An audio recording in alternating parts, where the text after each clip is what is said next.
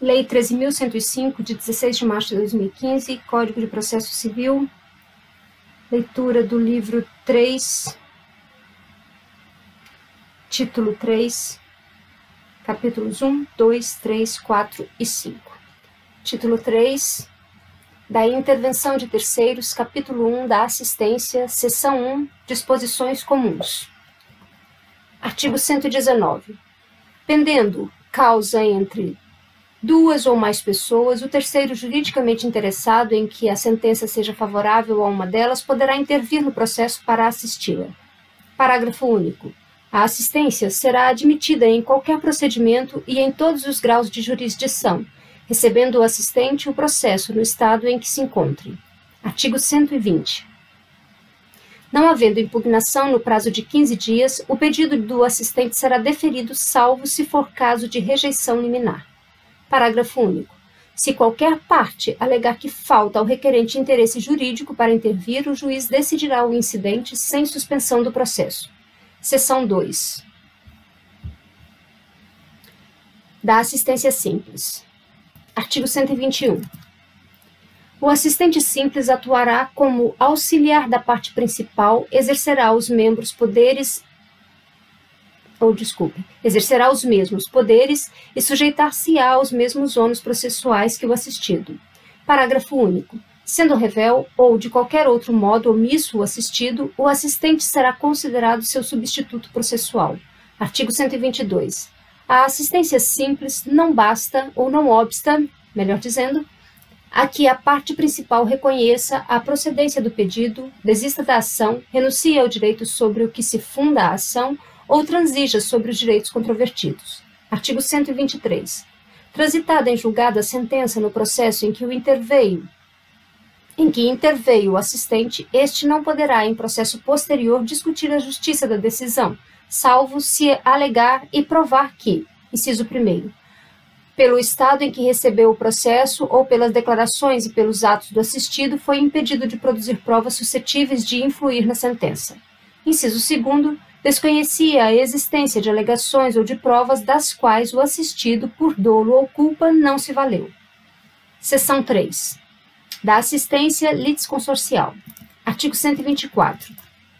Considera-se litisconsorte da parte principal o assistente sempre que a sentença influir na relação jurídica entre ele e o adversário do assistido.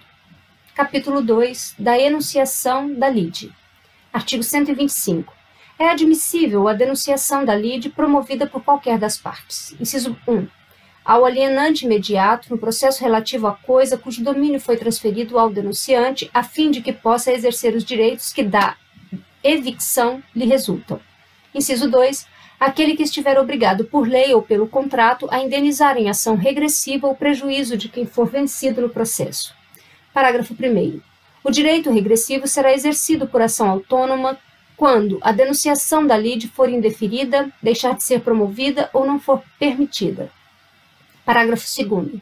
Admite-se uma única denunciação sucessiva promovida pelo denunciado contra seu antecessor imediato, na cadeia dominal ou dominial, ou quem seja responsável por indenizá-lo, não podendo o denunciado sucessivo promover nova denunciação, hipótese em que eventual direito de regresso será exercido por ação autônoma.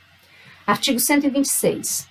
A citação do denunciado será requerida na petição inicial se o denunciante for autor ou na contestação se o denunciante for réu, devendo ser realizada na forma e nos prazos previstos no artigo 131 da Constituição Federal. Artigo 127. Feita a denunciação pelo autor, o denunciado poderá assumir a posição de litisconsorte do denunciante e acrescentar novos argumentos à petição inicial, procedendo-se em seguida à citação do réu. Artigo 128. Feita a denunciação pelo réu, inciso 1º, se o denunciado contestar o pedido formulado pelo autor, o processo prosseguirá tendo na ação principal em litisconsórcio denunciante-denunciado. Inciso 2. Se o denunciado for revel, o denunciante pode deixar de prosseguir com a sua defesa eventualmente oferecida e abster-se de recorrer, restringindo sua atuação à ação regressiva. Inciso 3. Se o denunciado confessar os fatos alegados pelo autor na ação principal, o denunciante poderá prosseguir com sua defesa ou, aderindo a tal conhecimento, pedir apenas a procedência da ação de regresso. Parágrafo único. Procedente o pedido da ação principal, pode o autor, se for o caso, requerer o cumprimento de sentença também contra o denunciado nos limites da condenação deste na ação regressiva. Artigo 129. Se o denunciante for vencido na ação principal, o juiz passará ao julgamento da denunciação da lide. Parágrafo único. Se o denunciante for vencedor, a ação de denunciação não terá o seu pedido examinado, sem prejuízo, da condenação do denunciante ao pagamento das verbas de sucumbência em favor do denunciado. Capítulo 3 do chamamento ao processo. Artigo 130. É admissível o chamamento ao processo requerido pelo réu, inciso 1, do afiançado na ação em que o fiador for réu, inciso 2, dos demais fiadores na ação proposta contra um ou alguns deles, inciso 3, dos demais devedores solidários quando o credor exigir de um ou de alguns o pagamento da dívida comum. Artigo 131. A citação daqueles que devam figurar em litisconsórcio passivo será requerida pelo réu na contestação e deve ser promovida no prazo de 30 dias, sob pena de ficar sem efeito o chamamento. Parágrafo único. Se o chamado residir em outra comarca, seção ou subseção judiciárias, ou em lugar incerto, o prazo será de 2 meses. Artigo 132. A sentença de procedência valerá como título executivo em favor do réu que satisfizer a dívida a fim de que possa exigi-la por inteiro do devedor principal ou de cada um dos codevedores à sua cota, na proporção que lhes tocar. Capítulo 4. Do incidente de desconsideração da personalidade jurídica. Artigo 133. O incidente de desconsideração da personalidade jurídica será instaurado a pedido da parte ou do Ministério Público quando lhe couber intervir no processo. Parágrafo 1. Primeiro, o pedido de desconsideração da personalidade jurídica observará os pressupostos previstos em lei. Parágrafo 2. Aplica-se ao disposto neste capítulo a hipótese de desconsideração inversa da personalidade jurídica. Artigo 134.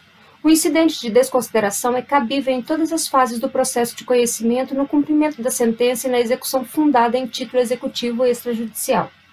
Parágrafo 1º. A instauração do incidente será imediatamente comunicada ao distribuidor para as anotações devidas. Parágrafo 2º. Dispensa-se a instauração do incidente se a desconsideração da personalidade jurídica for requerida na petição inicial, hipótese em que será citado o sócio ou a pessoa jurídica. Parágrafo 3º. A instauração do incidente suspenderá o processo, salvo na hipótese do parágrafo 2º. Parágrafo 4º. O requerimento deve demonstrar o preenchimento dos pressupostos legais específicos para a desconsideração da personalidade jurídica. Artigo 135. Instaurado o incidente, o sócio ou a pessoa jurídica será citado para manifestar-se e requerer as provas cabíveis no prazo de 15 dias. Artigo 136. Concluída a instrução, se necessária, o incidente será resolvido por decisão interlocutória.